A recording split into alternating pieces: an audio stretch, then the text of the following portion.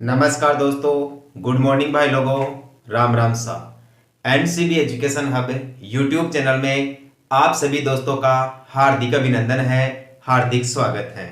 दोस्तों, हम पढ़ रहे हैं राजस्थान की नदियां, और राजस्थान की नदियों में दोस्तों कल पढ़ रहे थे चंबल नदी का अपवाह तंत्र, जिसमें दोस्तों अपन ने चंबल नदी की सभी सहायक नदियों के बारे में पढ़ा है।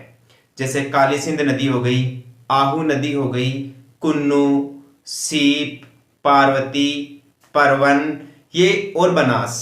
एक दोस्तों चंबल नदी के ऊपर कितने बांध बने हुए हैं? जैसे 4 बांध बने हुए हैं चंबल नदी के ऊपर, जिनमें से 3 तो राजस्थान में थे और एक मध्य प्रदेश में था, जो मंदसौर जिले में था, गांधी सागर बांध। इन बांधों के ऊपर दोस्तों एक बांध तो ऐसा है जो केवल सिंचाई के लिए बनाया गया है, जैसे कोटा बैराज बांध, और एक बांध ऐसा है दोस्तों जिसके ऊपर परमाणु बिजली घर बनाया गया है, यानी राणा प्रताप सागर बांध पर रावत बाटा स्थान पर कनाडा देश के सहयोग से, जिसकी स्थापना 1973 में की गई थी। आज का दोस्तों जो मुख्य विषय है वो चंबल और उसकी सहायक नदियां हैं, यानी चंबल की कुछ सहायक नदियां हैं। जैसे बनास नदी है। बनास नदी पूर्णतः राजस्थान में बहने वाली सबसे बड़ी नदी है। तो बनास नदी के बारे में दोस्तों ज्यादा डिटेल्स हैं, इसलिए चंबल नदी को जिस तरीके से पढ़ा है ना अपन, उसी तरीके से दोस्तों बनास नदी को भी पढ़ेंगे, क्योंकि बनास की भी दोस्तों चंबल की तरह अनेक सहायक नदियां हैं। तो पहले तो मुख्य रूप से बनास नदी को पढ़ेंगे और उसके बाद में बनास की सहायक नदियां पढ़ेंगे। आ रही है बात समझ में? और ये पढ़ने के बाद भी दोस्तों यदि राजस्थान में और कोई नदियां बच गई हैं, जैसे बंगाल की खाड़ी के अपवातंत्री कोई अन्य नदी बच जाए, जैसे एक गंभीर नदी है, बहुत ही इंपॉर्टेंट नदी है, जिस पर पांचरा बांध है, जिसके बारे में दोस्तों अपन विस्तार से चर्चा करेंगे। ये शुरुआत करने से पहले, यानी बनास और उसकी सहायक नदियां पढ़ने से पहले, हम दोस्तों एक छोटी सी चर्चा और करेंगे जो मुख्य रूप से चंबल नदी के बारे में जुड़ी हुई है। और वो छोटी सी चर्चा है दोस्तों, जैसे उदाहरण के लिए मैं बता दूं, उस बिंदु का नाम है भाई जलदुर्ग। उस बिंदु का क्या नाम है? जलदुर्ग। यानी जलदुर्ग क्या होते हैं? ऐसे दुर्ग जो किसी नदी के किनारे स्थित होते हैं, उन दुर्गों को दोस्तों जलदुर्ग की श्रेणी में शामिल किया गया है। दुर्ग या किले, आपसे दोस्तों इनके प्रकार भी पूछे जा सकते हैं। दुर्ग या किलों के प्रकारों में दोस्तों एक तो है जलदुर्ग। ध्यान रखना, जलदुर्ग को दोस्तों औदुक दुर्ग भी कहा जाता है। जलदुर्ग को औदुक दुर्ग या औदक दुर्ग के नाम से भी जाना जाता है। यहां थोड़ा सा ध्यान रखना दोस्तों, जो दुर्ग होते हैं या किले होते हैं, इनका विभाजन दोस्तों मुख्य रूप से 2 व्यक्तियों ने किया है। एक व्यक्ति का तो नाम है दोस्तों यानी कौटिल्य, या तो दोस्तों कौटिल्य के आधार पर आपसे पूछ ले जाते हैं कि कौटिल्य के अनुसार दुर्ग कितने प्रकार के होते हैं, या दोस्तों आपसे पूछे जा सकते हैं शुक्र नीति के बारे में। शुक्र नीति के बारे में भी दोस्तों आपसे दुर्गों के प्रकार पूछे जा सकते हैं, और इनमें सबसे ज्यादा इंपॉर्टेंट दोस्तों यही है। सबसे ज्यादा दोस्तों शुक्र नीति के अनुसार दुर्ग पूछे जाते हैं कि शुक्र नीति के अनुसार कुल कितने प्रकार के दुर्ग होते हैं। दोस्तों 9 प्रकार के दुर्ग होते हैं। शुक्र नीति के अनुसार कितने प्रकार के दुर्ग होते हैं? 9 प्रकार के। जैसे मैं तुम्हें उदाहरण के लिए बताता हूं, एक तो हो गया दोस्तों पारिक दुर्ग। कौन सा हो गया? पारिक दुर्ग। तो ऐसा दुर्ग जिसके चारों ओर खाई बनी हुई होती है, उसे हम दोस्तों पारिक दुर्ग कहते हैं। कोई भी ऐसा किला या कोई भी ऐसा दुर्ग जिसके चारों तरफ खाई बनी हुई होती है, उसे हम पारिक दुर्ग कहते हैं। एक दुर्ग होता है दोस्तों पारिद दुर्ग। पारिक दुर्ग या पारिद दुर्ग, इन दोनों में दोस्तों थोड़ा सा डिफरेंट है। देख लीजिए, एक के नाम के पीछे ख अक्षर जुड़ा हुआ है और एक के नाम के पीछे ध अक्षर जुड़ा हुआ है। इसलिए यदि आपने आंसर देते समय ध्यान नहीं दिया तो आसानी से क्वेश्चन गलत होने की संभावना रहती है। तो यहां ध्यान देके पढ़े। ऐसे दुर्ग जो जिनके चारों तरफ खाई बनी हुई होती है, उन दुर्गों को तो दोस्तों पारिक दुर्ग कहते हैं। और ऐसे दुर्ग जिनके चारों तरफ दीवार बनी होती है, बाहर की तरफ दीवार का आवरण बना होता है, जिसे साधारण भाषा में दोस्तों परकोटा कहा जाता है। भाई क्या कहा जाता है? परकोटा। तो ऐसे दुर्ग जिनके चारों तरफ परकोटे बने होते हैं, उन्हें पारिद दुर्ग कहा जाता है।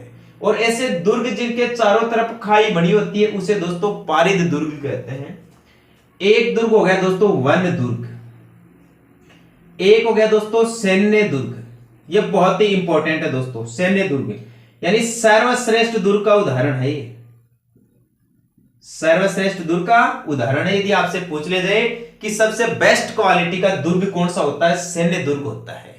क्योंकि दोस्तों इस प्रकार के दुर्गों का निर्माण चतुर वीर पुरुषों के द्वारा किया जाता है या चतुर वीर सैनिकों के द्वारा किया जाता है। पूछ लिया जाए ऐसा कौन सा दुर्ग है जिसका निर्माण चतुर वीर सैनिकों के द्वारा किया जाता है, वह दुर्ग सैन्य दुर्ग है भाई। और आपसे यह क्वेश्चन भी पूछा जा सकता है कि शुक्र नीति में जिन 9 प्रकार के दुर्गों का वर्णन किया गया है उनमें सबसे बेस्ट क्वालिटी का दुर्ग कौन सा होता है, सर्वश्रेष्ठ किस्म का दुर्ग कौन सा होता है, तो दोस्तों सैन्य दुर्ग ही होता है। एक होता है दोस्तों धानवन दुर्ग। कौन सा होता है भाई, धानवन दुर्ग। ऐसे दुर्ग जो दोस्तों रेगिस्तान में बने होते हैं या मरुभूमियों में बने होते हैं उन्हें धानवन दुर्ग कहा जाता है। जैसे जैसलमेर का किला जो पश्चिमी राजस्थान में थार के मरुस्थल में स्थित है। तो ऐसे दुर्ग जो रेत के भागों में बने हुए होते हैं, रेगिस्तानी में मरुस्थली भागों में बने होते हैं, उन्हें धानवन दुर्ग के नाम से जाना जाता है। एक दुर्ग होता है दोस्तों एरण दुर्ग। कौन सा होता है भाई, एरण दुर्ग होता है दोस्तों। ऐसा दुर्ग जो दुर्गम क्षेत्रों में बना होता है या दुर्गम मार्गों पे या दुर्गम रास्तों पे बने होते हैं, उन्हें दोस्तों एरण दुर्ग के नाम से जाना जाता है। जैसे किसी भी दुर्ग पर अपन चढ़े तो दुर्ग में जाने के लिए एक साइड में कोई खाई बना दी जाए या एक साइड में कंकर पत्थर डाल के दोस्तों बहुत ही दुर्गम रास्ता बना दिया जाए या दुर्गम मार्ग बना दिया जाए चढ़ने के लिए। और जैसे दोस्तों एक साइड में मतलब कि कंटीली झाड़ियां लगा दी जाए ताकि शत्रु सेना का उस दुर्ग में प्रवेश करना बहुत ही मुश्किल हो जाए या नामुमकिन हो जाए। तो ऐसे दुर्ग जिनमें प्रवेश करना अत्यधिक दुर्लभ होता है, अत्यधिक कठिन होता है, उसे दोस्तों एरण दुर्ग के नाम से जाना जाता है या इस दृष्टि से बनाए गए दुर्गों को एरण दुर्ग कहा जाता है। एक होता है दोस्तों जल दुर्ग। जल दुर्ग ये दोस्तों आज अपना मुख्य बिंदु है जो चंबल नदी से ही जुड़ा हुआ है या चंबल की सहायक नदियों से ही जुड़ा हुआ है। तो जल दुर्ग को दोस्तों औद्युक दुर्ग भी कहा जाता है। आप जल दुर्ग कह दीजिए, चाहे औद्युक दुर्ग या औदक दुर्ग कह दीजिए। औदक का मतलब जल ही होता है दोस्तों। तो नदियों के किनारे दो दुर्ग बने होते हैं, उन्हें जल दुर्ग या औदक दुर्ग कहते हैं। एक दुर्ग होता है दोस्तों सहाय दुर्ग। कौन सा दुर्ग होता है भाई, सहाय दुर्ग। तो ऐसे दुर्ग जिनके निर्माण करने का उद्देश्य होता है कि इस दुर्ग में दोस्तों मंत्री परिषद रहेगी या राजा और उसके परिवार के लोग रहेंगे, ऐसे दुर्गों को दोस्तों सहाय दुर्ग कहा जाता है। यानी मुख्य रूप से सुरक्षा की दृष्टि से जो दुर्ग बनाए जाते हैं उनको सहाय दुर्ग के नाम से जाना जाता है। तो पारिक दुर्ग जिनके चारों तरफ खाई हो, पारित दुर्ग जिनके चारों ओर परकोटा हो, वन दुर्ग जो घने जंगलों में हो, सैन्य दुर्ग जिसका निर्माण चतुर वीर पुरुषों के द्वारा किया गया हो, यह सर्वश्रेष्ठ दुर्ग का प्रकार है। धानवन दुर्ग जो रेगिस्तानी भागों में बने होते हैं, एरण दुर्ग जो कठिन मार्गों पे बने होते हैं, जल दुर्ग या औद्युक दुर्ग जो नदियों के किनारे बने हुए होते हैं, और सहाय दुर्ग जो दोस्तों सुरक्षा की दृष्टि से राजा, उसके परिवार और दोस्तों मंत्री परिषद के रहने के लिए या मुख्य खास लोगों के रहने के लिए बनाए जाते हैं, उन्हें दोस्तों सहाय दुर्ग के नाम से जाना जाता है। एक और दोस्तों महत्वपूर्ण दुर्ग है जिसे गिरि दुर्ग कहा जाता है भाई। क्या कहा जाता है इसे, गिरि दुर्ग के नाम से जाना जाता है। गिरि का मतलब होता है दोस्तों पर्वत दुर्ग। आप इसे कौटिल्य के अनुसार पार्वत दुर्ग भी कह सकते हैं भाई। क्या कह सकते हैं, पार्वत दुर्ग। ऐसे दुर्ग जो दोस्तों पहाड़ियों पर स्थित हो, पर्वतों पर स्थित हो, उन्हें गिरि दुर्ग कह सकते हैं या पार्वत दुर्ग कह सकते हैं। जैसे चित्तौड़गढ़ का किला मेसा के पठार पर स्थित है, तो दोस्तों एक गिरि दुर्ग का उदाहरण हो गया। जैसे जैसलमेर का किला त्रिकूट पहाड़ी पर स्थित है, जो सोनारगढ़ किला है वो त्रिकूट पहाड़ी पर है, तो दोस्तों वह भी गिरि दुर्ग का उदाहरण हो गया। जैसे जोधपुर जिले का जो मेहरानगढ़ दुर्ग है वह चिड़िया टूक पहाड़ी पर स्थित है, इसलिए दोस्तों वह भी एक गिरि दुर्ग का उदाहरण हो गया। आपका अजमेर का तारागढ़ भी दोस्तों एक गिरि दुर्ग का उदाहरण है जो गढ़बीटली पहाड़ी पर है। ठीक है, इन चारों दुर्गों का ध्यान रखना बहुत ही इंपॉर्टेंट है दुर्ग दोस्तों। गढ़बीटली पहाड़ी पर अजमेर का किला जिसे तारागढ़ कहते हैं, चिड़िया टूक पहाड़ी पर जैसलमेर का किला है दोस्तों जिसे सोनारगढ़ दुर्ग कहते हैं, और चिड़िया टूक पहाड़ी पर दोस्तों इस पहाड़ी पर स्थित है मेहरानगढ़ दुर्ग जो जोधपुर का दुर्ग माना जाता है, और चित्तौड़गढ़ का किला स्थित है मेसा के पठार पर। तो ये प्रमुख दुर्ग होते हैं। तो शुक्र नीति के अनुसार दुर्ग 9 प्रकार के होते हैं और कौटिल्य के अनुसार दुर्ग दोस्तों 4 प्रकार के होते हैं।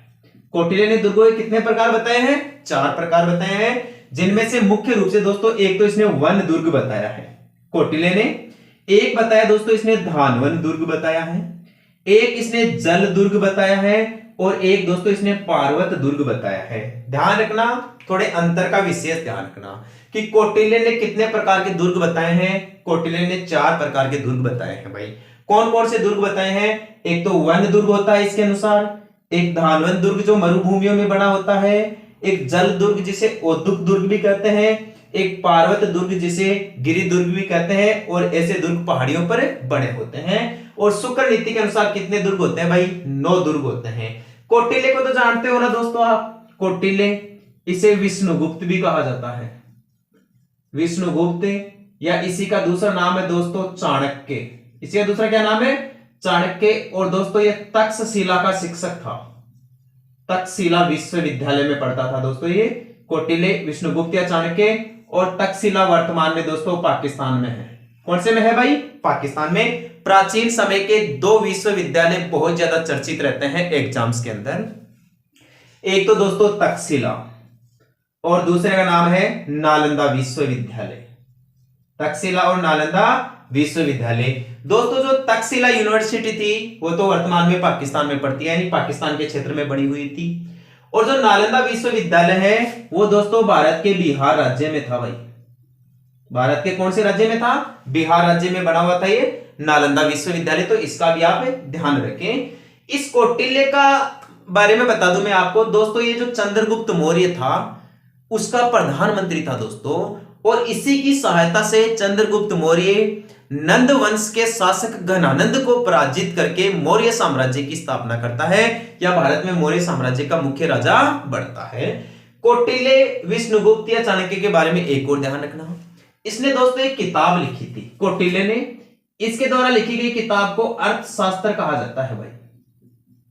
इसके द्वारा लिखी गई पुस्तक को क्या कहा जाता है? अर्थशास्त्र कहा जाता है। तो ये तो सब जानते हैं दोस्तों कि अर्थशास्त्र कौटिल्य ने लिखी थी, लेकिन यहां जो सबसे खतरनाक क्वेश्चन है दोस्तों, एग्जाम की दृष्टि से जो सबसे महत्वपूर्ण क्वेश्चन है वो यह है, पूछा जाता है अर्थशास्त्र किताब या ग्रंथ जो कौटिल्य के द्वारा लिखा गया, चाणक्य के द्वारा लिखा गया, इसका विषय क्या है, यानी कौन से विषय पे लिखी गई? क्या ये इकोनॉमिक्स यानी अर्थव्यवस्था पे लिखी गई, क्या ये भूगोल पे लिखी गई, क्या ये इतिहास पे लिखी गई, या फिर दोस्तों ये अर्थशास्त्र पुस्तकें मतलब कि राजनीति विज्ञान पे लिखी गई, पॉलिटिकल साइंस पे लिखी गई? तो आपको बता दूं दोस्तों, इसका बस नाम ही है अर्थशास्त्र। ये दोस्तों अर्थव्यवस्था पर नहीं लिखी गई, यानी इकोनॉमिक्स की किताब नहीं है, यह दोस्तों पॉलिटी की किताब है, सामान्य राजनीति की किताब है। तो अर्थशास्त्र कौन से विषय की किताब है भाई? राजनीति की किताब है। बहुत इंपॉर्टेंट क्वेश्चन है दोस्तों, रेलवे के द्वारा, एसएससी के द्वारा, राजस्थान पुलिस के द्वारा, दिल्ली पुलिस के द्वारा और राजस्थान में आरपीएससी के द्वारा कई टीचर की एग्जामों में ये क्वेश्चन पूछ लिया गया है कि अर्थशास्त्र पुस्तक का संबंध कौन से विषय से है? राजनीति से है। दोबारा देखें, कौटिल्य के अनुसार 4 प्रकार के दुर्ग होते हैं, वन, धानवन, जल और पार्वत। कौटिल्य को विष्णुगुप्त या चाणक्य भी कहते हैं। ये तक्षशिला यूनिवर्सिटी का शिक्षक था जो वर्तमान में पाकिस्तान में है। कौटिल्य की मदद से ही जो चंद्रगुप्त मौर्य था उसने नंद वंश के शासक घनानंद को पराजित करके भारत में मौर्य साम्राज्य की स्थापना की थी, या मौर्य साम्राज्य का मुख्य राजा बना था। कौटिल्य ने ग्रंथ लिखा था अर्थशास्त्र, जिसका विषय था दोस्तों राजनीति या सामान्य राजनीति या पॉलिटिकल साइंस। ठीक है दोस्तों, एक चीज का आप जरूर ध्यान रखना, यदि तक्षशिला विश्वविद्यालय वर्तमान में पाकिस्तान में है तो प्राचीन समय में एक और यूनिवर्सिटी थी, एक और विश्वविद्यालय था जिसका नाम था दोस्तों नालंदा विश्वविद्यालय। और नालंदा विश्वविद्यालय कहां का प्रसिद्ध है दोस्तों? ये वर्तमान समय में बिहार में पड़ता है भाई। कहां पड़ता है? बिहार में। तो हम पढ़ रहे थे दोस्तों, इन दुर्गों में पढ़ेंगे अपन दोस्तों जल दुर्ग। क्या पढ़ेंगे भाई? जल दुर्ग। जल दुर्ग को औद्युक दुर्ग भी कहते हैं। राजस्थान के प्रमुख जल दुर्ग देखिए भैया, राजस्थान के प्रमुख जल दुर्ग देखिए, राजस्थान के मैप में पढ़े दोस्तों, राजस्थान के प्रमुख जल दुर्ग। ये लो भाई, ये अपना राजस्थान है। राजस्थान में दोस्तों जल दुर्ग पढ़े दोस्तों। मुख्य रूप से जो जल दुर्ग बने हुए हैं वो इधर वाले भाग में बने हुए हैं, यानी दक्षिणी पूर्वी भाग में बने हुए हैं। ये मुख्य रूप से दोस्तों चंबल और उसकी सहायक नदियों पर बने हुए हैं। जैसे ये दोस्तों आपकी जानापाव की पहाड़ी से निकलकर इधर नदी बहती है जिसका नाम है चंबल भाई। इस नदी का क्या नाम है? इस नदी का नाम है भाई चंबल। ठीक है, ये आपकी चंबल नदी जा रही है। तो इसके किनारे दुर्ग देखते हैं। सबसे जो पहला दुर्ग देखते हैं दोस्तों जल दुर्ग के मामले में, जिसके बारे में मुख्य रूप से क्वेश्चन पूछा जाता है, वो हो जाएगा दोस्तों गागरोनगढ़ भाई। कौन सा हो जाएगा? गागरोनगढ़ दुर्ग, जो राजस्थान के झालावाड़ जिले में है भाई। ये राजस्थान के कौन से जिले में है? झालावाड़ जिले में है गागरोनगढ़ दुर्ग। देखें, चंबल की इधर से एक सहायक नदी है दोस्तों जिसका नाम है काली सिंध। इस सहायक नदी का क्या नाम है भाई? काली सिंध नदी है। इस काली सिंध में दोस्तों मध्य प्रदेश से एक और नदी आकर मिलती है जिसे दोस्तों आहू कहा जाता है भाई। क्या कहा जाता है? आहू। काली सिंध और आहू, इन दोनों के मिलन स्थल को दोस्तों साममेला कहा जाता है। बहुत गजब का क्वेश्चन है दोस्तों, आपसे पूछ लिया जाएगा राजस्थान में साममेला क्या है? ऐसा स्थान जहां आहू और काली सिंध नदी मिलती है, उस स्थान को दोस्तों राजस्थान में साममेला कहा जाता है। या अपन इसको यूं भी कह सकते हैं कि आहू और काली सिंध नदियों के संगम स्थल को साममेला कहा जाता है। कंसेप्ट क्लियर है दोस्तों? ठीक है। यह साममेला बनता है दोस्तों गागरोनगढ़ में। कहां पर बनता है भाई? गागरोनगढ़ में, जहां यह दुर्ग स्थित है।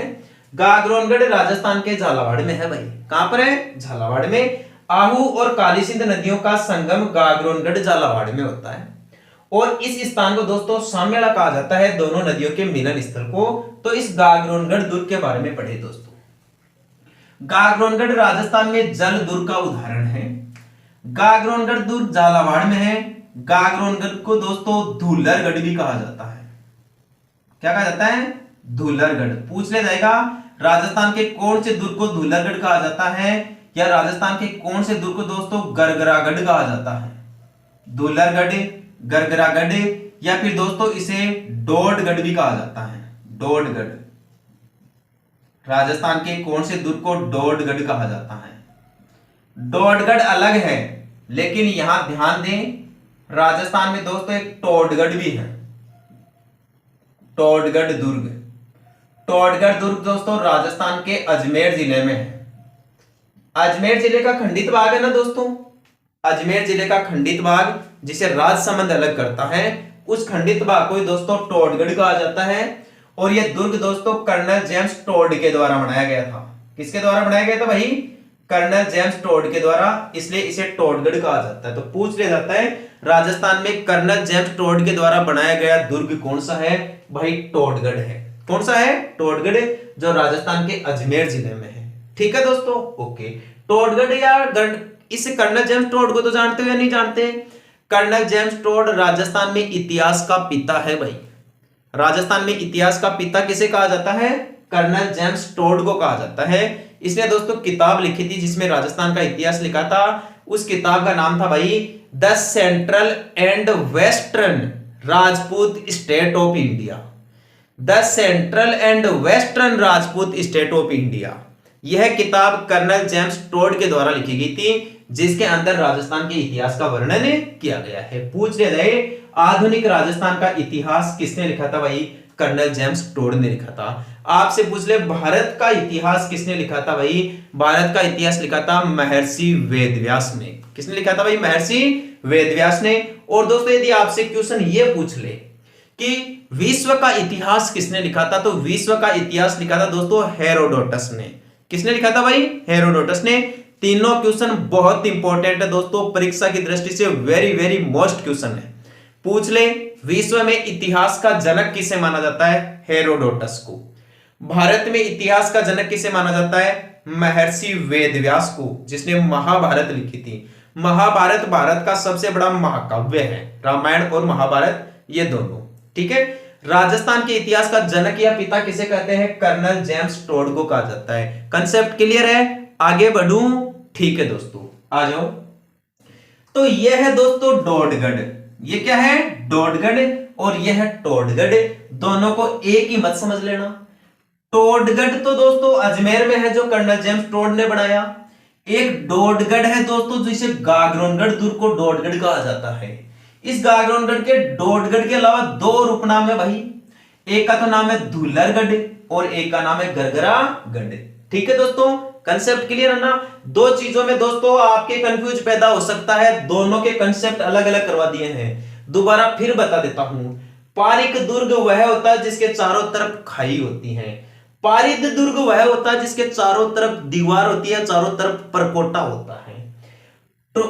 टोडगढ़ अजमेर में है, लेकिन डोडगढ़ गागरोनगढ़ दुर्ग को कहते हैं। ठीक है, अब यहां देखिए दोस्तों, ये जो आपका गागरोनगढ़ दुर्ग है, यदि आपसे पूछ ले इस दुर्ग का निर्माण किसने करवाया भाई, गागरोनगढ़ दुर्ग का निर्माण किसने करवाया, तो गागरोनगढ़ दुर्ग का निर्माण करवाया था दोस्तों डोडिया परमार ने। किसने करवाया था भाई, डोडिया परमार ने। या इसका नाम दोस्तों बीजल देव भी बताया जाता है। क्या नाम बताया जाता भाई, बीजल देव। पूछ ले जाए, परमार वंशीय राजा थे डोडिया परमार, परमार वंश। ठीक है, पूछ ले गागरोनगढ़ दुर्ग का निर्माण किसने करवाया था, परमार वंशीय राजा डोडिया परमार ने करवाया था। या दोस्तों कई जगह इसका नाम बीजल देव बताया गया है कि गागरोनगढ़ दुर्ग का निर्माण बीजल देव ने करवाया था। गागरोनगढ़ की दोस्तों सही स्थिति बता दूं मैं आपको। गागरोनगढ़ दुर्ग राजस्थान के झालावाड़ में है, जहां काली सिंध और आहू नदी दोनों एक दूसरे से मिलती है और इस स्थान को सामेड़ा कहते हैं। यह दोस्तों राजस्थान का एक ऐसा दुर्ग है जिसकी नींव नहीं बही गई, यानी चट्टान के ऊपर दोस्तों इस दुर्ग को सीधा खड़ा कर दिया गया।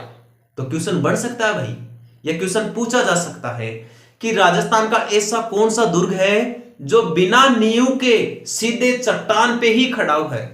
उस दुर्ग का नाम है भाई गागरोनगढ़, झालावाड़ में है और यह जलदुर्ग में है। अब तक गागरोनगढ़ के बारे में दोस्तों सबसे इंपॉर्टेंट क्वेश्चन यही पूछा गया है कि राजस्थान में निम्नलिखित में से कौन जलदुर्ग का उदाहरण है, या कौन सा दुर्ग जलदुर्ग का उदाहरण है।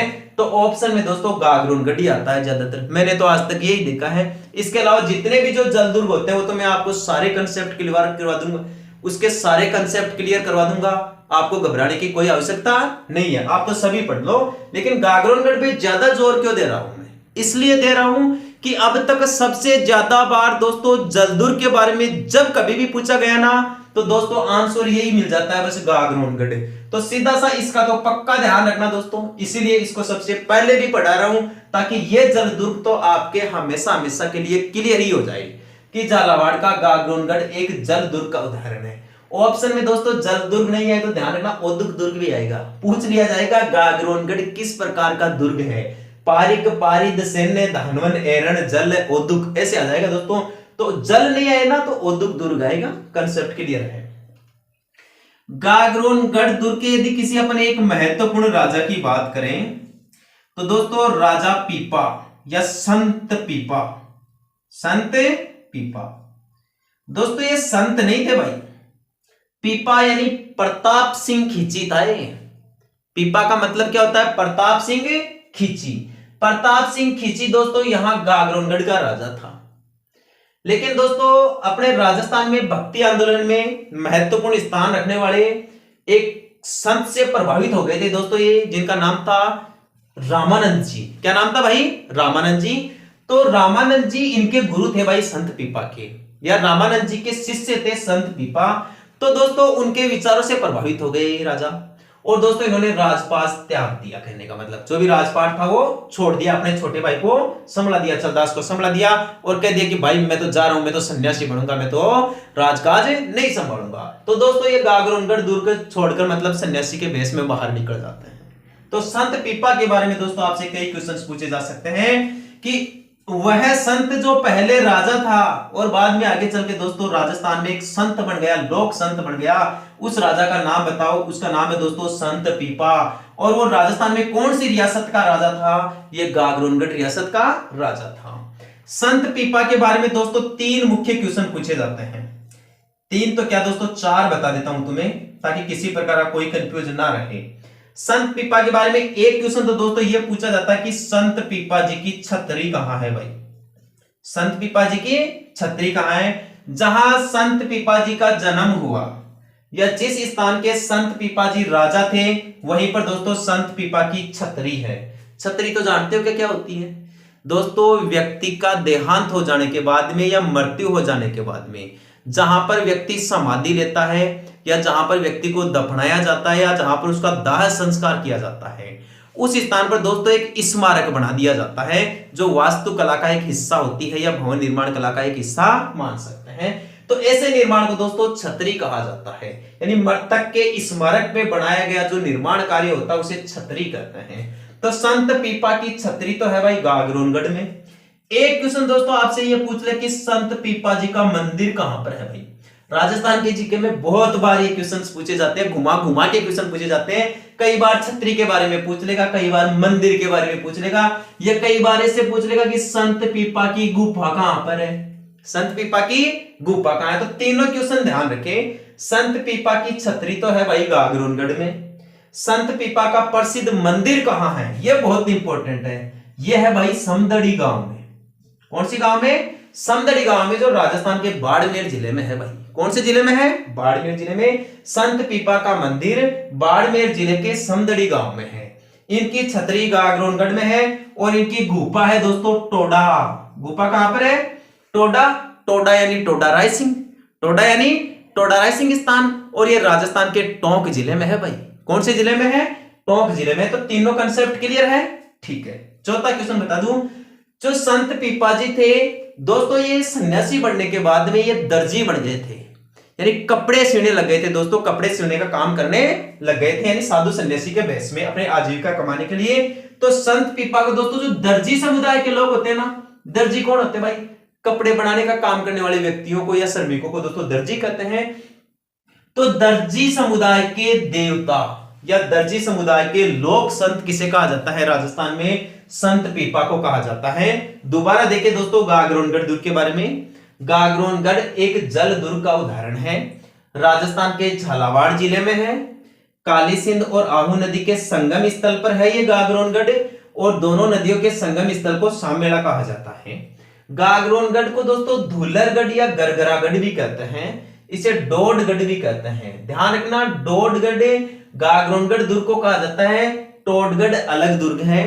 टोडगढ़ राजस्थान के अजमेर जिले में है, जो कर्नल जेम्स टोड ने बनवाया था। कर्नल जेम्स टोड को राजस्थान के इतिहास का पिता कहते हैं। विश्व के इतिहास का पिता हेरोडोटस को कहते हैं। भारत के इतिहास का पिता किसे कहा जाता है भाई? वेदव्यास जी को कहा जाता है, महर्षि वेदव्यास जी को कहा जाता है। गागरोनगढ़ दुर्ग का निर्माण परमार वंशीय राजा डोडिया परमार ने करवाया था। यदि ऑप्शन में डोडिया परमार नहीं मिले तो दोस्तों बीजल देव का ध्यान रखना, यह आपको ऑप्शन में मिल जाएगा। गागरोनगढ़ के दोस्तों एक प्रमुख राजा के बारे में पढ़ते हैं, इस जलदुर्ग के प्रमुख राजा के बारे में, संत पीपा जी के बारे में। यहां से दोस्तों क्वेश्चन जरूर पूछा जाता है, संत पीपा की छतरी कहां पर है? संत पीपा की छतरी दोस्तों गागरोनगढ़ में है। संत पीपा का प्रसिद्ध मंदिर कहां पर है? समदड़ी गांव बाड़मेर जिले में है। और संत पीपा की गुफा कहां पर है? टोंक जिले के टोडा रायसिंह स्थान पर है भाई। संत पीपा कौन से समुदाय के दर्जी थे भाई? कौन से समुदाय के लोक संत थे? ये दर्जी समुदाय के लोक संत थे। दूसरा जल दुर्ग देखें दोस्तों, इस काली सिंध नदी में या चंबल अपवाद नदी में दोस्तों इधर मध्य प्रदेश की पहाड़ियों से एक और नदी आकर मिलती है भाई। इस नदी का नाम है भाई परवन नदी। क्या नाम है? परवन नदी। और इस परवन नदी पर दुर्ग स्थित है दोस्तों शेरगढ़। इस परवन नदी पर कौन सा दुर्ग स्थित है भाई? शेरगढ़। तो गागरोनगढ़ के अलावा दोस्तों दूसरा जल दुर्ग है शेरगढ़। पूछ ले जाए, शेरगढ़ दुर्ग कहां पर है? राजस्थान के बारां जिले में है भाई। पूछ ले जाए कि शेरगढ़ दुर्ग कौन सी नदी पर है? ये दोस्तों राजस्थान में परवन नदी पर है। नदी पर स्थित दुर्गों को जल दुर्ग कहते हैं, तो ये दूसरा दुर्ग हो गया भाई। ठीक है दोस्तों, ये जो शेरगढ़ दुर्ग है इसे कोसवर्धन दुर्ग भी कहते हैं। ये सबसे इंपॉर्टेंट बात है भाई, पूछ ले जाएगा। राजस्थान में कोसवर्धन दुर्ग किसे कहा जाता है? शेरगढ़ दुर्ग को राजस्थान में कोसवर्धन दुर्ग कहा जाता है, जो परवन नदी पर राजस्थान के बारां जिले में है। ये जो शेरगढ़ दुर्ग है दोस्तों, इसके निर्माण के बारे में अज्ञात जानकारी है, किसी व्यक्ति का नाम कहीं पर भी इतिहास में नहीं लिखा हुआ है। हाँ, इतना जरूर ध्यान रखें कि शेरगढ़ दुर्ग का निर्माण परमार वंश के शासक ने करवाया था। किसी ने, या कौन से वंश के शासकों ने शेरगढ़ दुर्ग का निर्माण करवाया था भाई? परमार वंश के शासकों ने करवाया था। ये शेरगढ़ तो हो गया दोस्तों, इसके अलावा एक और शेरगढ़ है राजस्थान में, एक दूसरा शेरगढ़ भी है भाई। और ये जो दूसरा शेरगढ़ है दोस्तों, ये राजस्थान के धौलपुर जिले में है भाई। ये कहां पर है? धौलपुर जिले में। और ये चंबल नदी पर है भाई। कौन सी नदी पर है? चंबल नदी पर। पूछ ले जाए, राजस्थान में दो शेरगढ़ दुर्ग है, एक शेरगढ़ दुर्ग तो धौलपुर जिले में चंबल नदी पर है, एक शेरगढ़ दुर्ग दोस्तों बारां जिले में परवन नदी पर है, और इस शेरगढ़ दुर्ग को कोसवर्धन दुर्ग भी कहा जाता है। दोनों शेरगढ़ दुर्गों में दोस्तों सबसे इंपॉर्टेंट यही है, जो सबसे इंपॉर्टेंट दुर्ग है वो बारां या परवन नदी वाला शेरगढ़ दुर्ग है दोस्तों। ये जो धौलपुर जिले का जो शेरगढ़ दुर्ग है ना, इसका निर्माण करवाया था भाई मालदेव ने। किसने करवाया था भाई? मालदेव ने करवाया था, और बाद में आगे चल के इसका पुनर्निर्माण करवाया था भाई शेरशाह सूरी ने। किसने करवाया था? शेरशाह सूरी। शेरशाह सूरी को तो जानते हो ना दोस्तों, भारत में सड़क निर्माता या भारत में सड़क निर्माण का जो पिता कहा जाता है या जो जनक कहा जाता है वो शेरशाह सूरी को ही कहा जाता है दोस्तों। ये सूर्य राजवंश का शासक था। और मालदेव को भी जानते हो या नहीं जानते? मालदेव वही दोस्तों मारवाड़ या जोधपुर के राजा थे, जिसने अपने पिता गंगा को धक्का देके गिरा दिया था। इसलिए मालदेव को मारवाड़ का पित्तरहंता राजा कहा जाता है। यानी इसने अपने पिता मालदेव यानी उसकी गंगा की हत्या कर दी थी। ठीक है, मालदेव वही राजा है दोस्तों जो महाराणा सांगा की मदद करने के लिए खानवा के युद्ध में एक बड़ी सेना लेकर गया था। यहां बहुत इंपॉर्टेंट क्वेश्चन बता दूं मैं आपको, यदि आपसे पूछ ले कि खानवा के युद्ध में महाराणा सांगा की मदद करने के लिए सेना का नेतृत्व किसने किया था? मारवाड़ की तरफ से, यानी जोधपुर की तरफ से तो मालदेव ने किया था। दूसरा क्वेश्चन ध्यान से पढ़ना, जब खानवा का युद्ध हुआ था उस समय मारवाड़ का राजा कौन था? मारवाड़ का राजा दोस्तों मालदेव नहीं था, मालदेव का बाप था, यानी मालदेव के पिता थे दोस्तों, जिसे राव गंगा कहा जाता है। राव गंगा को अफीम की पिनक में बैठा राजा भी कहते हैं। पूछ ले जाए, राजस्थान में अफीम की पिनक में बैठा राजा किसे कहते हैं भाई? राव मालदेव को कहते हैं। ठीक है, अगला जल दुर्ग देखें दोस्तों। इसके अलावा एक जल दुर्ग दोस्तों आपको यहां देखने को मिलेगा, यह आपकी चंबल नदी हो गई। चंबल में दोस्तों एक और सहायक नदी आकर मिलती है, यहाँ पर छोटी सहायक नदी है भाई, और उस सहायक नदी का नाम है ब्राह्मणी नदी भाई। क्या नाम है? ब्राह्मणी नदी। ब्राह्मणी प्लस चंबल, ब्राह्मणी और चंबल, ये दोनों नदियों के किनारे दोस्तों जो दुर्ग स्थित है उसका नाम है भैंसरोडगढ़। इस दुर्ग का क्या नाम है भाई? भैंसरोडगढ़। भैंसरोडगढ़ दुर्ग बहुत इंपॉर्टेंट है दोस्तों राजस्थान में। क्वेश्चन पूछ लिया जाए कि राजस्थान में भैंसरोडगढ़ भी किस प्रकार के दुर्ग का उदाहरण है? भैंसरोडगढ़, शेरगढ़ धौलपुर वाला, शेरगढ़ बारां वाला, गागरगढ़ झालावाड़ वाला, ये सभी दुर्ग दोस्तों राजस्थान में जल दुर्ग के उदाहरण माने जाते हैं। भैंसरोडगढ़ कौन सी नदियों पर है? ब्राह्मणी और चंबल पर। शेरगढ़ धौलपुर वाला चंबल नदी पर, शेरगढ़ बारां वाला परवन नदी पर, गागरगढ़ काली सिंध और आहू के संगम पर, और भैंसरोडगढ़ दोस्तों ये तो आपकी चंबल होगी और इसमें एक ब्राह्मणी नदी और आकर मिलती है। यहाँ भैंसरोडगढ़ जो चित्तौड़गढ़ जिले में है, भैंसरोडगढ़ चित्तौड़गढ़ जिले में है भाई, तो ये दुर्ग चित्तौड़गढ़ जिले में है। भैंसरोडगढ़ दुर्ग का निर्माण देखो नाम से ही पता चलता है दोस्तों, भैंसरोडगढ़ एक भैंसासा व्यापारी था भाई। कौन था? भैंसासा व्यापारी, और एक रोडाचारण नाम का आदमी था। दो आदमियों का नाम ध्यान रखना, एक तो भैंसासा व्यापारी और एक रोडाचारण। इन दोनों व्यक्तियों ने मिलकर दोस्तों भैंसरोडगढ़ दुर्ग का निर्माण चित्तौड़गढ़ जिले में करवाया था, यानी कि ब्राह्मणी और चंबल नदियों के संगम पर। ध्यान रखना, भैंसरोडगढ़ को दोस्तों राजस्थान का वेल्लोर कहते हैं भाई। राजस्थान का क्या कहा जाता है? वेल्लोर। बहुत इंपॉर्टेंट क्वेश्चन है दोस्तों, पूछ ले जाए राजस्थान का वेल्लोर किसे कहा जाता है? राजस्थान का वेल्लोर कहा जाता है भैंसरोडगढ़ दुर्ग को कहा जाता है। यानी ये जो भैंसरोडगढ़ दुर्ग है दोस्तों, इस भैंसरोडगढ़ दुर्ग को जो राजस्थान के इतिहास के पिता है ना कर्नल जेम्स टोड, इन्होंने इसको दोस्तों एक उपनाम भी दिया है। राजस्थान का अभेद्य दुर्ग किसे कहते हैं? अभेद्य, जिसे अब तक भेदा नहीं गया। तो राजस्थान का अभेद्य दुर्ग तो किसे कहते हैं? भैंसरोडगढ़ दुर्ग को। राजस्थान का अभेद्य दुर्ग तो किसे कहते हैं? भैंसरोडगढ़ दुर्ग को। लेकिन राजस्थान का अजय दुर्ग किसे कहते हैं? ये लोहागढ़ भरतपुर को कहते हैं। ठीक है दोस्तों, जिसे मिट्टी का किला भी माना जाता है। एक और जल दुर्ग ध्यान रखें, एक दोस्तों राजस्थान का जो चित्तौड़गढ़ का दुर्ग है, राजस्थान का जो चित्तौड़गढ़ का दुर्ग है ना दोस्तों, ये चित्तौड़गढ़ भी दोस्तों एक जल दुर्ग का ही उदाहरण है। ये राजस्थान का 5वां जल दुर्ग हो गया भाई, चित्तौड़गढ़ का दुर्ग या चित्तौड़गढ़ का किला। दोस्तों चित्तौड़गढ़ का किला मेसा के पठार पर स्थित है, इसलिए गिरि दुर्ग का उदाहरण भी हो गया या पार्वत दुर्ग का भी उदाहरण हो गया। गिरि दुर्ग के साथ साथ दोस्तों इसे जल दुर्ग का उदाहरण भी मानते हैं। क्यों? क्योंकि दोस्तों एक तो जैसे मान लो बेडस नदी आ रही है। कौन सी नदी आ रही है भाई? बेडस नदी, जो बनास की सहायक नदी है बेडच। और दोस्तों इसमें एक मध्य प्रदेश की पहाड़ियों से एक और नदी आकर मिलती है दोस्तों, इसका नाम है गंभीरी। क्या नाम है भाई? गंभीरी है, ये गंभीर नहीं है। गंभीर नदी तो करौली जिले में बहती है और यमुना नदी में जाके मिलती है। ये गंभीरी नदी है जो मध्य प्रदेश की पहाड़ियों से निकल कर आती है और बेड़स नदी में आके मिल जाती है। और ये बेड़स नदी दोस्तों उदयपुर में से निकल कर आती है। ये जब बनास नदी पढ़ेंगे या बनास की सहायक नदियां पढ़ेंगे ना, तब दोस्तों ये कंटेंट ठीक तरीके से क्लियर होगा। आप ध्यान दें, इतना ध्यान रखें यहाँ कि गंभीरी बेड़स की सहायक नदी है और गंभीर यमुना की सहायक नदी है। तो गंभीरी और बेड़स के संगम पे दोस्तों जो दुर्ग बना हुआ है चित्तौड़गढ़ जिले में, उसे चित्तौड़गढ़ दुर्ग कहा जाता है। चित्तौड़गढ़ दोस्तों राजस्थान का सबसे बड़ा लिविंग फोर्ट है। क्वेश्चन आपसे पूछ ले जाए कि राजस्थान का सबसे बड़ा रिहायशी किला कौन सा है, ये चित्तौड़गढ़ का दुर्ग है दोस्तों। इस चित्तौड़गढ़ को दोस्तों राजस्थान का गौरव कहा जाता है। राजस्थान का गौरव किसे कहा जाता है भाई? चित्तौड़गढ़ को ही कहा जाता है। आपसे क्वेश्चन पूछ ले, दक्षिणी पूर्वी राजस्थान का प्रवेश द्वार किसे कहते हैं? इसी चित्तौड़गढ़ जिले को कहा जाता है।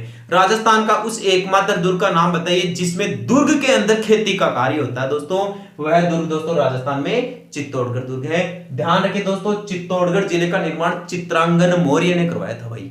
मौर्य राजा था जिसका क्या नाम था? चित्रांगन मौर्य। उसके द्वारा इस दुर्ग का निर्माण किया गया था। चित्तौड़गढ़ दुर्ग के बारे में दोस्तों एक कहावत भी चर्चित है, गढ़ तो चित्तौड़गढ़ बाकी सब गढ़ैया।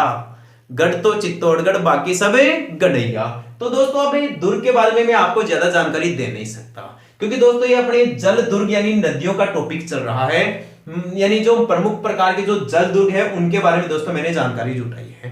आपके सामने बहुत सारी कंपटीशन एग्जाम्स आ रही है, अपना पता नहीं दोस्तों दुर्गों का टॉपिक या दुर्गों का नंबर कब आएगा, इसलिए दोस्तों मेरे सामने जो भी टॉपिक आता है मैं उसके बारे में ज्यादा से ज्यादा या ठीक ठाक जानकारी प्रदान करने की कोशिश करता हूं। तो आप घबराए नहीं कि सर अपने टॉपिक नदियों का चल रहा है और पढ़ा रहे हो दोस्तों दुर्ग, क्योंकि दोस्तों बीच में आ गए दुर्ग, जल दुर्ग आ गए, तो जितने भी प्रकार के जल दुर्ग यदि उनके बारे में बताना ही है तो उनके बारे में जो महत्वपूर्ण क्वेश्चन है, जो एग्जाम के लायक के जो क्वेश्चन है, उनके बारे में तो चर्चा होनी चाहिए भाई। आगे पता नहीं उनका कब नंबर आएगा कब नंबर नहीं आएगा, जब मुख्य टॉपिक का ही नंबर आएगा तब तो दोस्तों ध्यान से पढ़ेंगे, डिटेल से पढ़ेंगे, आराम से 2-3 दिन क्लासेस चलेगी।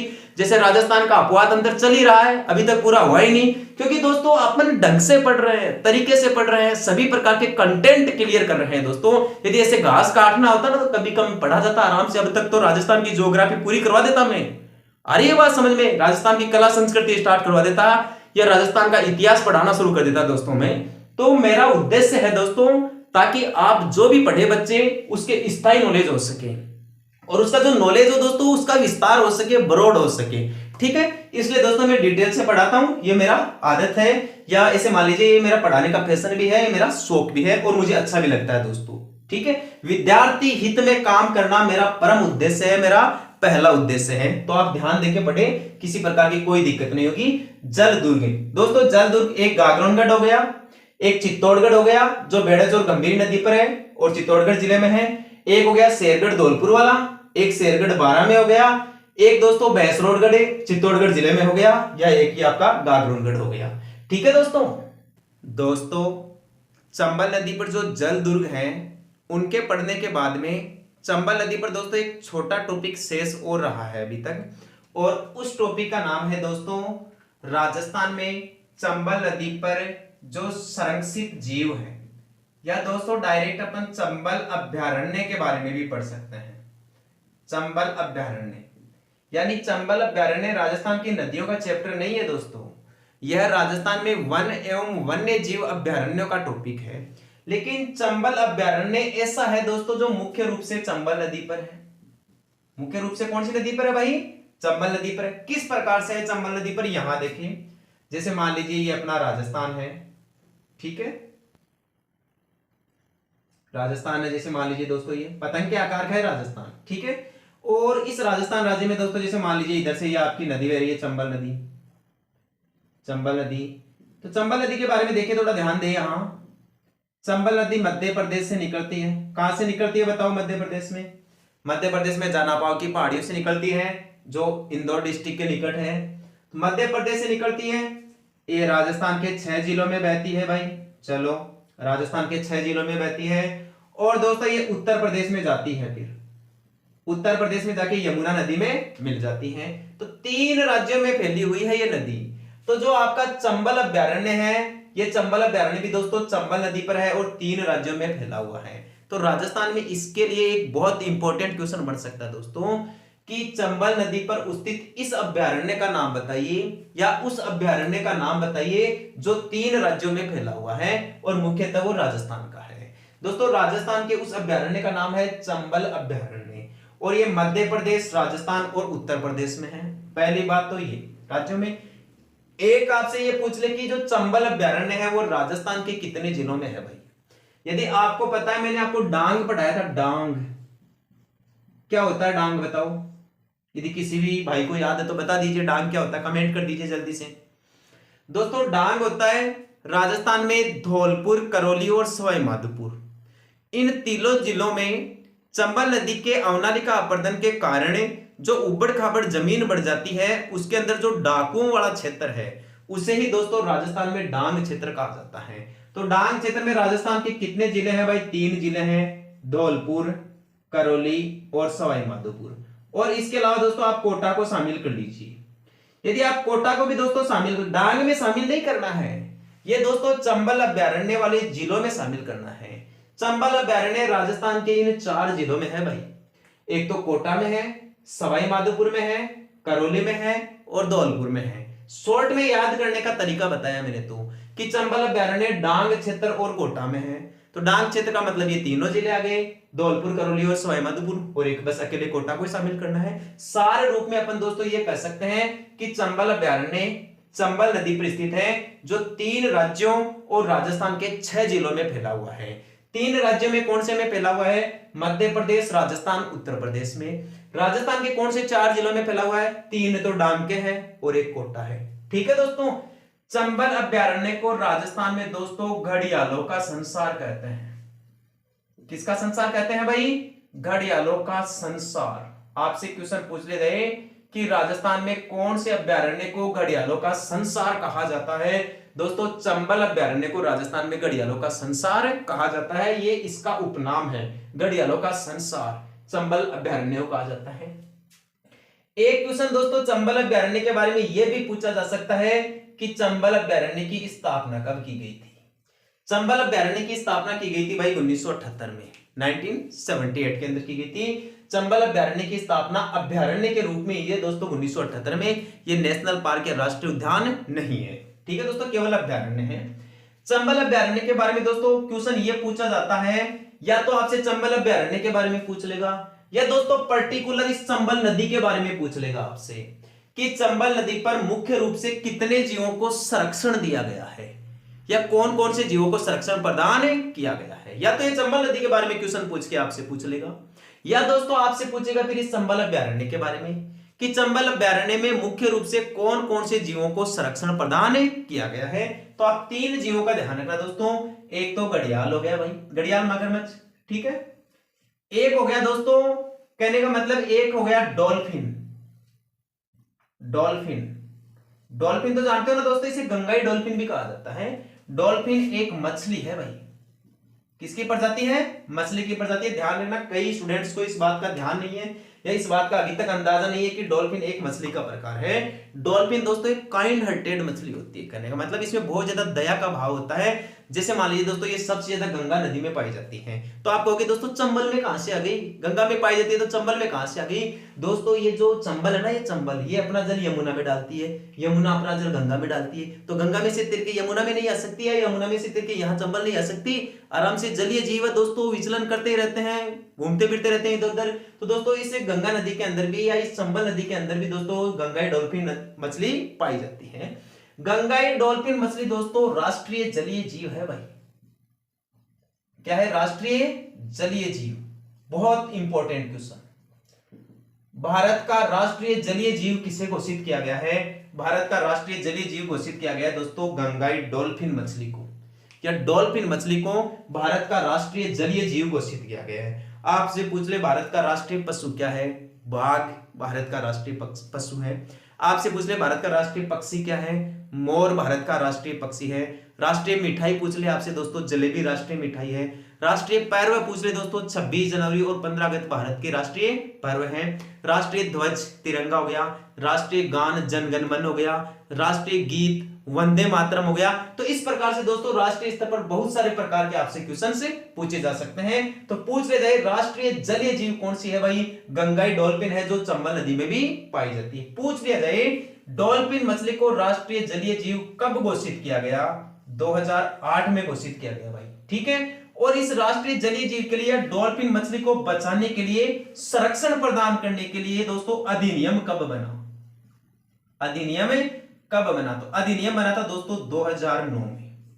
अधिनियम कब बना था, 2009 में। ध्यान देना, बारीकी से देखना दोस्तों। पूछ ले डॉल्फिन मछली को राष्ट्रीय जलीय जीव कब घोषित किया गया, 2008 में घोषित किया गया। पूछ ले डॉल्फिन मछली को संरक्षण प्रदान करने के लिए या बचाने के लिए जो अधिनियम पारित किया गया था, या डॉल्फिन संरक्षण अधिनियम बनाया गया, वो कब पारित किया गया था संसद के द्वारा, 2009 में पारित किया गया था। एक इसका भी ध्यान रखना दोस्तों, भारत में वन्य जीव संरक्षण अधिनियम कब आया था, 1972 में आया था। भारत में वन्य जीव संरक्षण अधिनियम कब आया था भाई, 1972 में आया था। एक और ध्यान रखना, भारत की पहली वन नीति कब आई थी, भारत की पहली वन नीति 1952 में आई थी दोस्तों। और उस वन नीति के अनुसार भारत के कुल भौगोलिक क्षेत्रफल के 33% भाग पर वन होने चाहिए, और वर्तमान में दोस्तों 21% भाग पर वन है, ठीक है दोस्तों। तो ये तो हो गया डॉल्फिन का काम, घड़ियालों का संसार इसे कहते हैं भाई, इसमें सबसे ज्यादा घड़ियाल पाए जाते हैं। तीसरी प्रमुख बात, इसको संरक्षण दिया गया है दोस्तों ऊद बिलाव का। किसका संरक्षण दिया गया भाई, ऊद बिलाव नामक जो तीसरा जीव है, जो इस चंबल अभ्यारण्य में पाया जाता है, या चंबल नदी क्षेत्र में या परिक्षेत्र में, यहाँ पर जो जंगल वगैरह है, अभ्यारण्य है, वहां पर दोस्तों ये जीव पाया जाता है। तो चंबल नदी में या चंबल अभ्यारण्य में मुख्य रूप से इन 3 जीवों को संरक्षण प्रदान किया गया है भाई। एक तो घड़ियाल है, एक डॉल्फिन मछली है, और एक ऊद बिलाव है, ठीक है दोस्तों। अब एक और बात ध्यान रखना दोस्तों, ये जो आपका चंबल अभ्यारण्य है ना राजस्थान में, एक तो चंबल नदी है, चंबल अभ्यारण्य, और दूसरा है दोस्तों मानसागर झील। मानसागर झील, ये दोनों दोस्तों वेटलैंड के लिए प्रस्तावित है भाई, वेटलैंड के लिए प्रस्तावित है। पूछ ले जाए कि राजस्थान के कौन से 2 स्थान या 2 आर्द्र भूमियां वेटलैंड, वेटलैंड को दोस्तों नम भूमि भी कहते हैं, नम भूमि या आर्द्र स्थल, या इसे अंतरराष्ट्रीय स्तर पर दोस्तों रामसर साइट कहा जाता है, रामसर साइट। राजस्थान के कितने स्थानों को रामसर साइट के लिए, आर्द्र स्थलों के लिए, या नम भूमि बनाने के लिए, या वेटलैंड बनाने के लिए प्रस्तावित किया गया है, 2 स्थानों को। एक तो चंबल अभ्यारण्य या चंबल नदी क्षेत्र को, और एक दोस्तों मानसागर झील को। ये मानसागर झील जयपुर में है, इसी झील के अंदर जल महल स्थित है। ध्यान रखना, जल महल जयपुर में भी है, जल महल उदयपुर में भी है, जग मंदिर वगैरह, ठीक है। और एक जल महल दोस्तों भरतपुर में भी है, डीग के जल महल प्रसिद्ध है। यदि आपसे क्वेश्चन पूछ ले कि राजस्थान में जल महल कहां है, तो पहला आंसर होगा दोस्तों डीग भरतपुर वाला, ठीक है। ये दोनों दोस्तों प्रस्तावित हैं, ये दोनों प्रस्तावित है। तो क्वेश्चन ये भी बन सकता है दोस्तों कि क्या राजस्थान में ऑलरेडी कोई वेटलैंड है, या ऑलरेडी कोई आर्द्र स्थल है भाई राजस्थान के अंदर। राजस्थान में 2 है, एक तो दोस्तों यहां पर है केवला देव गनापक्षी विहार, और एक है दोस्तों यहां सांबर झील। ये 2 वेटलैंड है भाई। वेटलैंड होता क्या है, आर्द्र भूमि के नाम से पता चलता है, आर्द्र भूमि या नम भूमि। दोस्तों ऐसे जलीय क्षेत्र जैसे कोई तालाब हो गया, झील हो गया, नदी का मुहाना डेल्टाई क्षेत्र हो गया, समुद्र तटवर्ती खारे पानी की झीलें जैसे कयाल हो गई, लेगून हो गई, आ रही बात समझ में दोस्तों, या झीलें हो गई देश के आंतरिक भागों में। ऐसे नम भूमि वाले क्षेत्रों में दोस्तों पक्षियों और जीवों को संरक्षण प्रदान किया जाता है, उसे ही वेटलैंड कहा जाता है, नम भूमि क्षेत्र कहा जाता है, आर्द्र स्थल कहा जाता है, या रामसर साइट के नाम से जाना जाता है। तो राजस्थान में ऐसे कितने वेटलैंड हैं? राजस्थान में दोस्तों अब तक 2 वेटलैंड बनाए जा चुके हैं। राजस्थान का जो फर्स्ट वेटलैंड है दोस्तों केवलादेव बनाया गया था 1981 में, यानी 1981 में। केवलादेव गनापक्षी विहार राजस्थान का पहला रामसर साइट था या वेटलैंड था, जिसे 1981 में बनाया गया। राजस्थान का दूसरा वेटलैंड बनाया गया दोस्तों सांबर झील को, और सांबर झील को बनाया गया 1989 में। कब बनाया गया भाई? 1989 में। 2 बात तो आप ये ध्यान रखोगे कि केवलादेव 1981 में वेटलैंड बना, सांबर झील 1989 में वेटलैंड बनी या रामसर साइट बनी। आपसे पूछ ले केवलादेव घनापक्षी विहार में कौन से जीवों को संरक्षण प्रदान किया गया है इस रामसर स्थल के आधार पर या रामसर साइट के आधार पर? केवलादेव में दोस्तों साइबेरियन सारस को, साइबेरियन सारस या करेन, ये साइबेरियन सारस दोस्तों साइबेरिया प्रदेश से आते हैं, यहां प्रजनन करने के लिए आते हैं इस केवलादेव घनापक्षी विहार में, ठीक है। और सारस या करेन क्या होता क्या दोस्तों, इस केवलादेव घनापक्षी विहार में एक विशेष प्रकार की घास पाई जाती है जिसे कुट्टू घास कहा जाता है। भाई कौन सी घास कहा जाता है? कुट्टू घास कहा जाता है। तो इस कुट्टू घास को खाने के लिए दोस्तों और यहाँ प्रजनन करने के लिए साइबेरिया से प्रतिवर्ष शीतकाल में यहाँ पक्षी आते हैं दोस्तों, लाखों की संख्या में यहाँ पर पक्षी प्रवास करते हैं या आते हैं। इसलिए दोस्तों इस केवलादेव घनापक्षी विहार को विश्व में पक्षियों का स्वर्ग कहा जाता है। विश्व में पक्षियों का स्वर्ग किसे कहा जाता है या पक्षियों की शरण स्थली किसे कहा जाता है? केवलादेव घनापक्षी विहार भरतपुर को। इस केवलादेव घनापक्षी विहार का निर्माण यहाँ के शासक किशन सिंह के द्वारा करवाया गया था स्विट्जरलैंड की झीलों के आधार पर, यानी स्विट्जरलैंड की झीलों के आधार पर राजा किशन सिंह ने केवलादेव घनापक्षी विहार का निर्माण करवाया। ठीक है दोस्तों, सांबर झील के बारे में आप ध्यान रखें दोस्तों, ये जो सांबर झील है यहाँ पर दोस्तों मुख्य रूप से दो जीवों को संरक्षण प्रदान किया गया है, एक तो है राजहंस और एक है दोस्तों कुर्जा पक्षी। राजहंस और कुर्जा पक्षी, इन दोनों जीवों को या दोनों पक्षियों को दोस्तों संरक्षण प्रदान किया गया है इस सांबर वेटलैंड में या सांबर आर्द्रभूमि में। वर्तमान में दोस्तों यहाँ पर जो कुर्जा पक्षी है वो बहुतायत में आ रहे हैं इस टाइम पे, यानी आपको देखने को मिलेगा जो पश्चिमी रेगिस्तानी भाग है या पश्चिमी मरुस्थल में सांबर झील हो गई या और भी जो नम भूमियां हैं वहां पर आपको इस टाइम पे दोस्तों बहुत ज्यादा संख्या में, लाखों की संख्या में कुर्जा पक्षी देखने को मिल जाएंगे। इस वेटलैंड के बारे में और क्या क्वेश्चंस पूछे जा सकते हैं? वेटलैंड के बारे में क्वेश्चन पूछे जा सकते हैं कि रामसर साइट की अवधारणा पहली बार आई कब थी? रामसर साइट की अवधारणा पहली बार आई थी भाई 1971 में। कब आई थी? 1971 में। और ये रामसर दोस्तों ईरान का शहर है भाई। कौन सा शहर है? ईरान। ईरान के शहर रामसर में दोस्तों पहला ऐसा सम्मेलन हुआ था इन आर्द्र भूमियों को संरक्षण प्रदान करने के लिए। इसलिए इस रामसर स्थान के कारण ही इन आर्द्र भूमियों को या इन आर्द्र स्थलों को अंतरराष्ट्रीय स्तर पर रामसर साइट या रामसर स्थल के नाम से जाना जाता है। तो पूछ ले जाए कि रामसर सम्मेलन या रामसर साइट या आर्द्र भूमियों का पहला सम्मेलन कहां आयोजित किया गया था? ईरान देश के रामसर शहर में आयोजित किया गया था। कब आयोजित किया गया था? 1971 में। और यहां पर दोस्तों विभिन्न देशों के बीच में इस बात पर सहमति बनी कि आज के बाद में इन नम भूमियों या आर्द्र भूमियों को संरक्षण प्रदान किया जाएगा। तो दोस्तों इसे पूरी दुनिया के अंदर प्रभावी कर दिया गया 1975 में। 1975 से दोस्तों इस रामसर स्थलों की जो अवधारणा है इसे पूरे देश में लागू कर दिया गया या प्रभावी कर दिया गया। ठीक है, पूछा जाएगा कि रामसर स्थलों का पहला सम्मेलन कब हुआ था भाई? 1971 में। इसे लागू कब किया गया है, इसे प्रभावी किस वर्ष से माना जाता है? 1975 से। आपसे पूछ ले दुनिया का पहला रामसर साइट कौन सा बना था भाई? ऑस्ट्रेलिया प्रायद्वीप दुनिया का पहला रामसर साइट बना था 1974 के अंदर या 1974 के अंदर। यदि आपसे भारत के बारे में क्वेश्चन पूछ ले, भारत के बारे में क्वेश्चन पूछा जा सकता है भाई, बहुत इंपॉर्टेंट है कि भारत को रामसर स्थलों में कब शामिल किया गया था? भारत को शामिल किया गया था भाई 1982 में या 1982 भारत इस रामसर साइट का सदस्य बना। ध्यान रखना, भारत के अंदर जो पहला रामसर साइट बना था वो कौन सा था भाई? भारत के अंदर पहला रामसर साइट था दोस्तों हरिके बैराज बांध। भारत के अंदर सबसे बड़ा राष्ट्र ये जो रामसर साइट है वो सुंदरवन डेल्टा है भाई। सबसे छोटा राष्ट्रीय जो साइट है या जो रामसर या आर्द्र भूमि स्थल है वो रेणुका हिमाचल प्रदेश में है, सुंदरवन पश्चिम बंगाल में है और जो हरिके है वो दोस्तों पंजाब में है जहां से इंदिरा गांधी नहर निकाली गई है।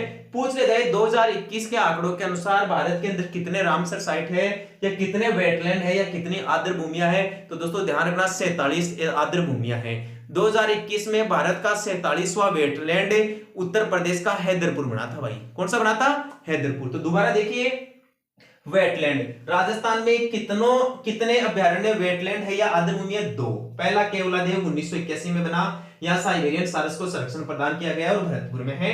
दूसरा सांबर झील को बनाया गया जो जयपुर में है, 1989 में बनाया गया। यहाँ 2 पक्षियों को संरक्षण प्रदान किया गया, एक तो कुर्जा और एक राजहंस। राजस्थान में 2 और वेटलैंड प्रस्तावित है भाई, एक तो चंबल और एक मानसागर झील जयपुर। मानसागर झील दोस्तों पक्षियों को संरक्षण प्रदान करने के लिए, और ये जो चंबल है दोस्तों गंगाई डॉल्फिन को और घड़ियालों को संरक्षण प्रदान करने के लिए वेटलैंड के लिए प्रस्तावित है। जो रामसर साइट के उदाहरण है, सबसे पहले ईरान शहर में इसके लिए सम्मेलन बुलाया गया 1972 में, जिसे 1975 में प्रभावी कर दिया गया।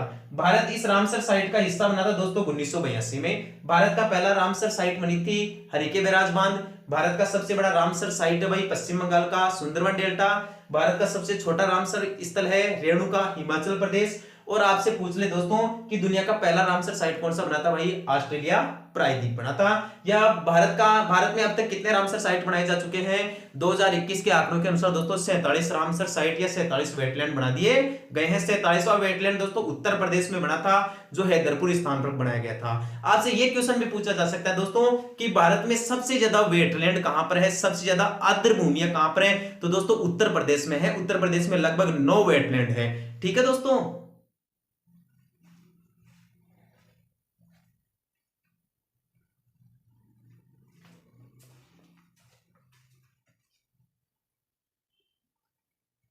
तो इसी के साथ दोस्तों चंबल नदी अपवाह तंत्र आज हमारा कंप्लीट हो जाता है। अब बंगाल की खाड़ी के अपवाह तंत्र में केवल बनास और उसकी सहायक नदियां बची है, और एक दोस्तों गंभीर और उसकी सहायक नदियां बची है, जिनके बारे में अपन अगली क्लास में अध्ययन करेंगे। दोस्तों यदि आपको अपना वीडियो चैनल पसंद आया है, या मेरे द्वारा पढ़ाई गई जानकारी आपको अच्छी लगती है, या मेरे पढ़ाने का तरीका दोस्तों यदि आपको अच्छा लगता है, और आपको ऐसा लगता है दोस्तों कि मेरे द्वारा पढ़ाया गया मैटर आपके लिए प्रतियोगी परीक्षाओं में काम आ सकता है, तो दोस्तों अपने YouTube चैनल को लाइक शेयर और सब्सक्राइब जरूर करें। ठीक है दोस्तों, आज के लिए इतना ही। कल फिर मिलेंगे अपने इसी प्लेटफॉर्म पर NCB education hub online classes पे। तब के लिए दोस्तों राम राम सा, धन्यवाद।